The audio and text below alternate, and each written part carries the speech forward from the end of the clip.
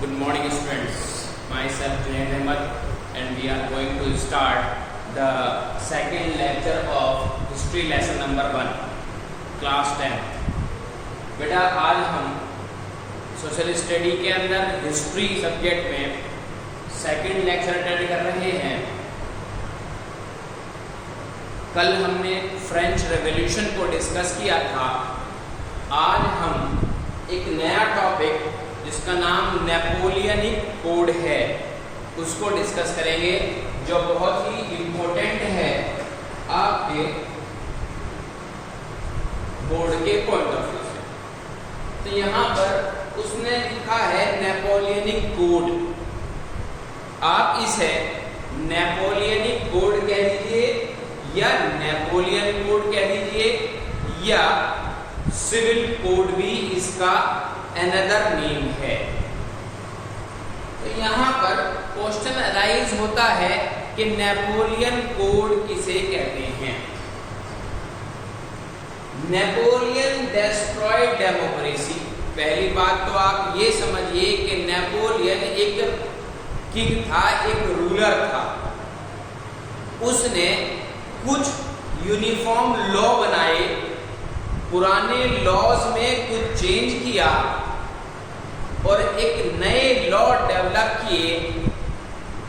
तो नेपोलियन राजा होने के हिसाब से वो रूल करता था अपने राज्यकाल के अंदर, अपने पीरियड ऑफ राइम के अंदर। तो उसने डेमोक्रेसी को फ्रांस के अंदर क्या किया? Destroy. Napoleon destroyed democracy in France. तो इस लाइन ने, इस स्टेटमेंट ने आपको ये बिल्कुल क्लैरिफाई किया है कि नेपोलियन जब अपने रूलिंग टाइम पीरियड में फ्रांस के अंदर रूल कर रहा था तो उसने डेमोक्रेसी जो स्पिरिट थी, फीलिंग थी वहां पर, उसको क्या कर दिया? डेस्ट्रॉय कर दिया। But he incorporated revolutionary principle by introducing the civil code. अब उसने ऐसा क्यों किया? क्वेश्चन अराइज होता है क्योंकि डेमोक्रेसी को डेस्ट्रॉय कोई भी राइम के टाइम पर कोई भी रूलिंग जो है करने वाला पर्सन नहीं कर सकता। लेकिन उसने डेमोक्रेसी को डेस्ट्रॉय किया।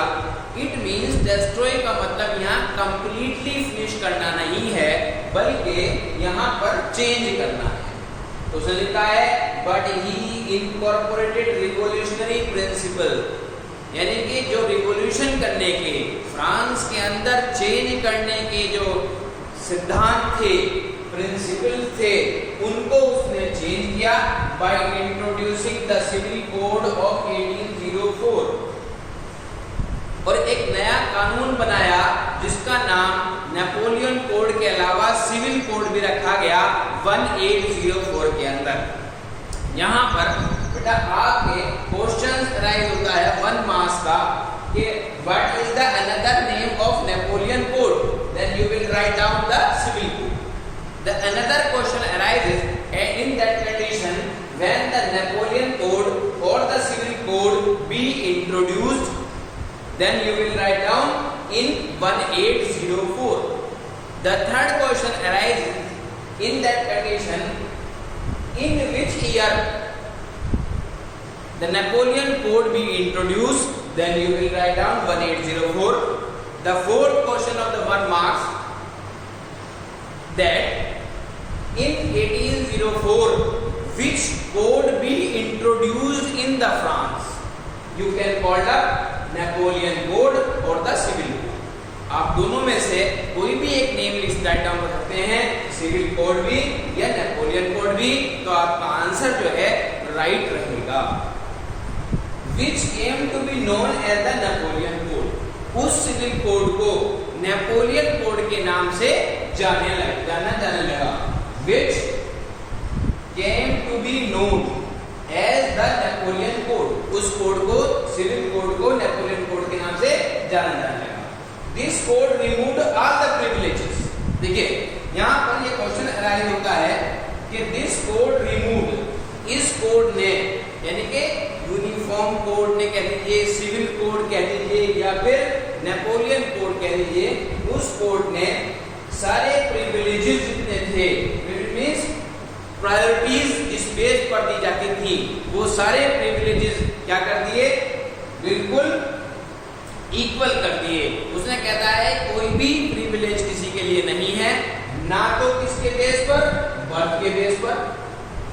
कुछ एक्स्ट्रा बेनिफिट्स जो हैं वो कुछ कंडीशंस में सिटीजन्स को दे दिए जाते हैं, लेकिन नेपोलियन के अकॉर्डिंग वो कहता है कि सिटीजन ऑफ द फ्रांस कोई भी हो, बाय बर्थ हो और माइग्रेट होके आया हो, जिसको सिटीजनशिप ऑफ द फ्रांस मिल गई है, उसके लिए हर लॉ इक्वल है।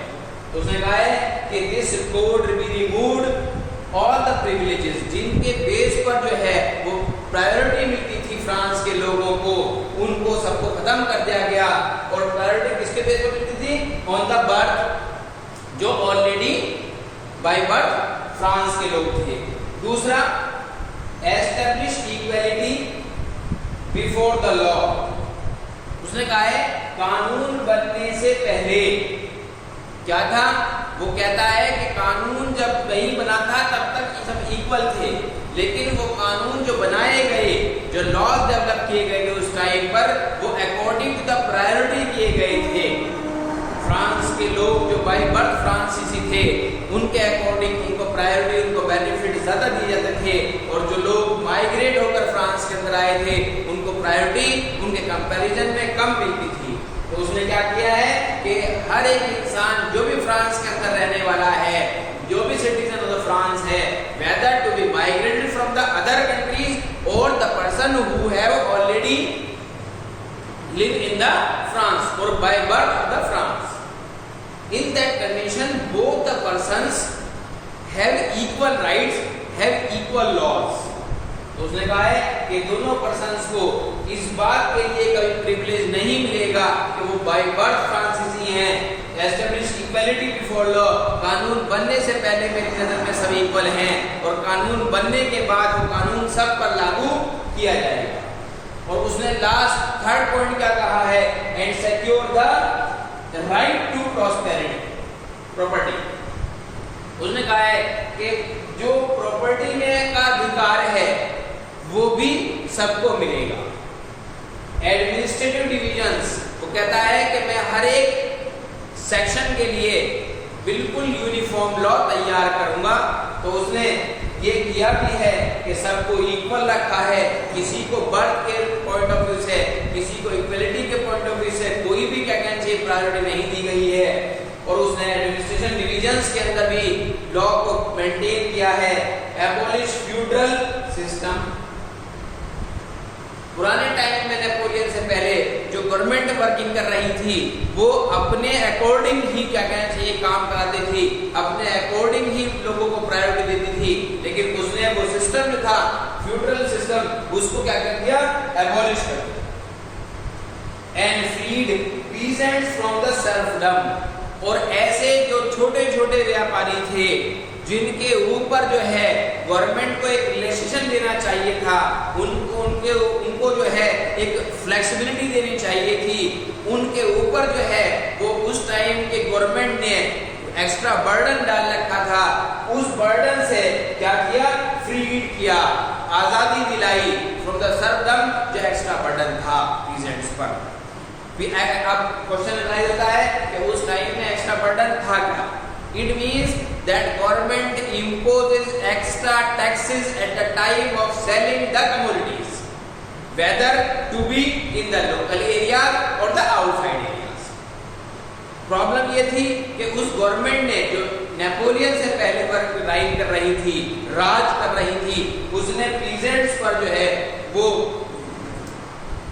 एक्स्ट्रा टैक्सेस इंपोज किए थे, एक्स्ट्रा बर्डन डाल रखा था, उन सब से आजादी दिलाई नेपोलियन ने। तो यहाँ पर बेटा मैंने आपके सामने जो नेपोलियन कोड को डिस्कस किया है, उस नेपोलियन कोड के अंदर यहाँ पर इस पॉइंट तक आपके 1 मार्क्स के 4 क्वेश्चन डिस्कस कर दिए मैंने अपने लेक्चर के अंदर, और उसके बाद एक क्वेश्चन और 3 मार्क्स का राइज होता है कि दिस कोड रिमूव्ड। अब यहाँ पर एक क्वेश्चन राइज होता है इस स्टेटमेंट से